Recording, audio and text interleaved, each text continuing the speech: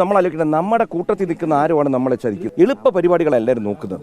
നമുക്ക് എളുപ്പമല്ല വേണ്ടത്, നമുക്ക് എന്നേക്കുമായ ഒരു പരിഹാരമാണ് വേണ്ടത്. കുട്ടികൾ എവിടെയെങ്കിലും പോയി വൈകുന്നേരം 6 മണി കഴിഞ്ഞ് കണ്ടില്ലെങ്കിൽ നിങ്ങളുടെ മനസ്സിൽ എന്താണ്, അത് തന്നെ എൻ്റെ മനസ്സിലും. ഈ ഇലക്ഷൻ സമയത്ത് എൻ്റെ ഒരു മകൾ വിദേശത്ത് ഷൂട്ടിങ്ങിന് പോയിരിക്കുക. ഞാൻ വിളിച്ചു ചോദിക്കും അവിടെ എന്തെങ്കിലും പ്രശ്നമുണ്ട്. കാരണം എന്ന് വെച്ച് കഴിഞ്ഞാൽ അത് പിതാക്കന്മാർക്കും മാതാപിതാക്കൾക്കും ആദ്യം മനസ്സിലാവും. അപ്പോൾ നിങ്ങൾ ഈ കുഞ്ഞുങ്ങളുമായി കുട്ടികളുമായി പുറത്ത് കിടക്കുന്നു എന്ന് പറഞ്ഞു കഴിഞ്ഞാൽ സുരക്ഷിതത്വത്തിൻ്റെ പ്രശ്നം ഉണ്ട്. ഞാൻ പറഞ്ഞില്ല, ഞാൻ തോറ്റ ആളാണ്. വീണ്ടും ഞാൻ അവിടെ ഇറങ്ങിയിട്ട് അവിടെ വലിയൊരു പ്രശ്നം എന്താണെന്ന് ചോദിച്ചാൽ അന്ന് അവിടെ എതിർത്തവർ ഇന്ന് എൻ്റെ വീട്ടിൽ വരികയാണ്. നിങ്ങൾ ജയിച്ചാൽ മതിയായിരുന്നു. കാരണം സ്ഥലം വിട്ടുകൊടുക്കേണ്ട എപ്പോഴും സംസ്ഥാന സർക്കാരാണ്. ആ വിഷയം വന്നപ്പോൾ നമ്മുടെ ബഹുമാന്യനായ മുഖ്യമന്ത്രി ഞാൻ പോയി കണ്ടു. വളരെ വിനയത്തോടെ അദ്ദേഹം നല്ല ഭാഷയിലാണ് എന്നോട് സംസാരിച്ചത്. അതിനൊന്നും ഞാൻ പറയുന്നില്ല. പക്ഷേ നമുക്ക് കാര്യം നടക്കണം. ഞാൻ ഒരു കാര്യത്തിന് ഇറങ്ങി തിരിച്ചാൽ അത് ചെയ്യും. ഞാൻ ജയിച്ചാലും തോറ്റാലും. ഇപ്പോൾ ഇവിടെ വന്ന് നിൽക്കുന്നു. ഞാൻ നിങ്ങളുടെ വോട്ട് ചോദിക്കുന്നില്ല. ഞാനും ഒരു രാഷ്ട്രീയ പാർട്ടിയുടെ ഭാഗം തന്നെയാണെങ്കിലും നമ്മളെല്ലാം കഴിഞ്ഞാൽ അവസാനം നമ്മൾ മനുഷ്യരാണ്, ആണല്ലോ. ഞാൻ ഇവിടെ വന്നിട്ട് നിങ്ങളുടെ നാളെ രാവിലെ അത് തരാം ഇത് തരാം, ഇത് ഞാനും നിങ്ങളെ ഞാൻ രാഷ്ട്രീയത്തിൽ വന്നിട്ട് 3 വർഷമേ ഉള്ളൂ. ഇതുപോലെ പൊള്ളയായ വാഗ്ദാനം ജീവിതം പോലെ മുഴുവൻ കേട്ടതാണ്. ഒരു ചുക്കും എനിക്കും കിട്ടിയിട്ടില്ല. എൻ്റെ മാതാപിതാക്കളും ഇവിടെ ഇതേപോലെ ജീവിച്ച് മരണപ്പെട്ടു പോയത്. അവരും കുറേ കേട്ടിട്ട് തന്നെ മരിച്ചു പോയത്. ഇവിടെ വന്ന് എനിക്ക് മറ്റു പാർട്ടികളെ കുറ്റം പറയാനും താല്പര്യമില്ല. കാരണം കുറ്റം പറഞ്ഞ് നമ്മളെ പറ്റിച്ചതായി നമ്മളെല്ലാവരും കണ്ടിട്ടു. ഞാൻ 4 പെൺമക്കളെ വളർത്തിയൊരു പിതാവാണ്. വേറെ ഒരു ആരോപണം എന്നെപ്പറ്റി ആർക്കും പറയാനില്ല, ഒരു അഴിമതിയോ എന്തും. പക്ഷേ നമ്മൾ നേരെ ചൊവ്വേ ജീവിക്കുന്നത്, നിങ്ങളും നേരെ ചൊവ്വേ ജീവിക്കുന്നു. ഞാൻ തിരുവനന്തപുരത്ത് ഇലക്ഷൻ നിന്നു. അപ്പോൾ എനിക്കുമൊക്കെ ഞാനും മത്സ്യവും മാംസവും എല്ലാം കഴിക്കുന്ന ഒരാൾ തന്നെ.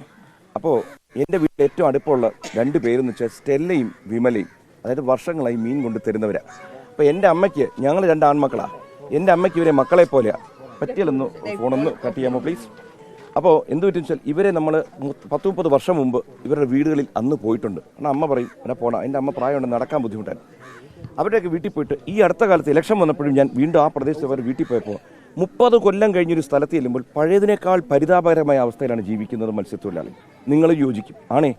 ഇതിൻ്റെ കാരണം എന്തെന്ന് ആലോചിച്ച് കഴിഞ്ഞാൽ ഞാൻ തന്നെയാണ് ഇതിനെല്ലാം കാരണക്കാരൻ എൻ്റെ പ്രശ്നത്തിൽ. കാരണം ഇപ്പോൾ ഞാൻ വീണ്ടും ഇലക്ഷനോട്ട് വരില്ല. നമ്മൾ വോട്ട് ചെയ്യുമ്പോൾ തൊട്ട് പലരും വന്ന് പറയും, എന്നിട്ട് ആ കടൽക്ഷോഭം വന്നാൽ കുറച്ച് പൈസ മുടക്കും, കുറച്ച് അരി തരും, അല്ലെങ്കിൽ കുറച്ച് ഭക്ഷണം തരും.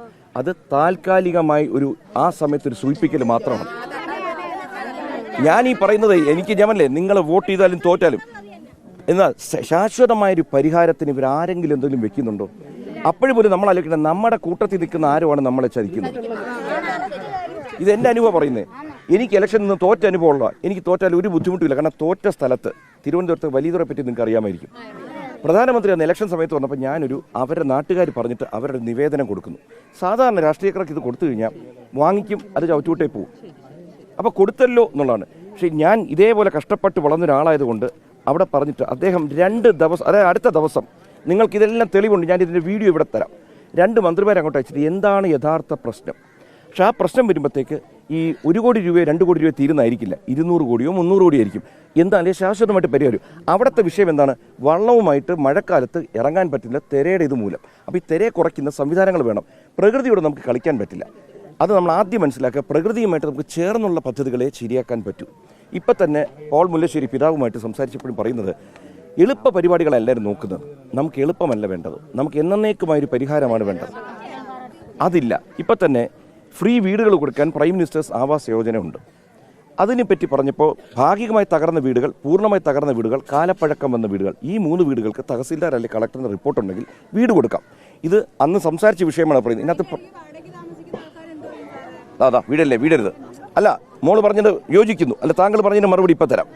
അതായത് ഫ്രീ ആയി വീട് കൊടുക്കുന്നു എന്നാണ് ഞാൻ പറഞ്ഞത്. വീടുള്ളവർക്കല്ല, വീടില്ലാത്തവർക്കും കൂടി ചേർത്താണ് കൊടുക്കേണ്ടത്.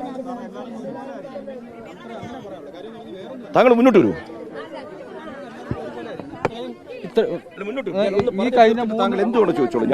ഈ കഴിഞ്ഞ 4-5 മാസം 6 മാസമായിട്ട് ഞങ്ങൾ ഈ ബുദ്ധിമുട്ട് ഭയങ്കരമായിട്ടാണ് അനുഭവിക്കുന്നത്. കാര്യം എന്ന് പറഞ്ഞാൽ ഇവിടെ രാഷ്ട്രീയം ഞങ്ങൾ നോക്കുന്നില്ല. ഈ നോക്കി ഇവരെല്ലാം പുറത്താണ് കിടക്കുന്നത്. ഈ രാത്രിയിൽ എങ്ങനെ തങ്ങും എന്നുള്ള സാറെന്ന് പറഞ്ഞു. ഞാൻ പറഞ്ഞു, നിങ്ങൾ ഇവിടെ ഭൂരിപക്ഷം പേര് സ്ത്രീകളാണ്. 4 പെൺമക്കളുടെ പിതാവാകുമ്പോൾ വിഷയം വരുന്നത് എന്താ? നിങ്ങളുടെ മക്കൾ പുറത്ത് പഠിക്കാനോ എന്തിനാ? കുട്ടികൾ എവിടെയെങ്കിലും പോയി വൈകുന്നേരം 6 മണി കഴിഞ്ഞ് കണ്ടില്ലെങ്കിൽ നിങ്ങളുടെ മനസ്സിൽ എന്താണ്, അത് തന്നെ എൻ്റെ മനസ്സിലും. ഈ ഇലക്ഷൻ സമയത്ത് എൻ്റെ ഒരു മകൾ വിദേശത്ത് ഷൂട്ടിങ്ങിന് പോയിരിക്കുക. ഞാൻ വിളിച്ചു ചോദിക്കും അവിടെ എന്തെങ്കിലും പ്രശ്നമുണ്ട്. കാരണം എന്ന് വെച്ച് കഴിഞ്ഞാൽ അത് പിതാക്കന്മാർക്കും മാതാപിതാക്കൾക്കും ആദ്യം മനസ്സിലാവും. അപ്പോൾ നിങ്ങൾ ഈ കുഞ്ഞുങ്ങളുമായി കുട്ടികളുമായി പുറത്ത് കിടക്കുന്നു എന്ന് പറഞ്ഞു കഴിഞ്ഞാൽ സുരക്ഷിതത്വത്തിൻ്റെ പ്രശ്നം ഉണ്ട്. രണ്ട് വിഷയങ്ങൾ, ഒന്ന് പുറത്തു കിടക്കുമ്പോൾ കടലിന്റെ ഭീഷണി, രണ്ട് നമ്മുടെ മക്കൾക്ക് എന്തെങ്കിലും സംഭവിക്കും. ഇതെല്ലാം സഹോദരന്റെ പേര് ചോദിച്ചില്ലേ, പേരെന്താണോ? മുകേഷ്. ഞാൻ പറഞ്ഞു വരുന്നത് വെച്ചാൽ ഇതാ പറഞ്ഞു വരുന്നത് മുഴുവൻ എന്നെ ഒരു 5 മിനിറ്റ് തരണം. അപ്പോൾ ഈ വീടുകൾ കൊടുക്കുന്ന പദ്ധതി എന്ന് വെച്ചാൽ പ്രൈം മിനിസ്റ്റേഴ്സ് ആവാസ് യോജന, ഇവിടെ അതിനെ ലൈഫ് മിഷൻ എന്ന് പറഞ്ഞു വന്നു. ഞാൻ ചോദിക്കുന്നത്, വീട് കിട്ടണമെങ്കിൽ പണമുണ്ട്. ഇത് ആരുടെ ഔദാര്യമല്ല, നിങ്ങളത് മനസ്സിലാക്കണം. ഇതൊരു അവകാശമാണ്. നമ്മൾ ടാക്സ് കൊടുത്ത പണം എങ്ങനെയാണ് വിനിയോഗിക്കുന്നത്, നമ്മളിലോട്ട് തിരിച്ച് പദ്ധതികളായിട്ട് വരണം. അവിടെയാണ് ചോർച്ച സംഭവിക്കുന്നത്, അഴിമതി എന്ന് വരുന്ന സംഭവം. അതായത് എനിക്ക് എന്നോട് താല്പര്യം വന്നു പോയാൽ ഈ സമൂഹം നന്നാവില്ല. ഞാൻ പറഞ്ഞില്ല, ഞാൻ തോറ്റ ആളാണ്. വീണ്ടും ഞാൻ അവിടെ ഇറങ്ങിയിട്ട് അവിടെ വലിയൊരു പ്രശ്നം എന്താണെന്ന് ചോദിച്ചാൽ, അന്ന് അവിടെ എതിർത്തവർ ഇന്ന് എൻ്റെ വീട്ടിൽ വരികയാണ്, നിങ്ങൾ ജയിച്ചാൽ മതിയായിരുന്നു. അന്ന് അവിടെ ശ്രീ ആന്റണി രാജുവാണ് ജയിച്ചത്. അദ്ദേഹത്തോടൊന്നും എനിക്ക് ഒരു വിരോധവുമില്ല. പക്ഷേ അദ്ദേഹം അവിടെ ജനിച്ചു വളർന്ന തുറയിലുള്ള വ്യക്തിയാണ്. എന്നേക്കാൾ അവിടുത്തെ കാര്യങ്ങൾ അറിയാം. ഞാൻ അവിടെ പോയി പഠിച്ചതാണ്. ഇതെല്ലാം കഴിയുമ്പോൾ സർക്കാരിൻ്റെ ഒരു പദ്ധതി വന്നു.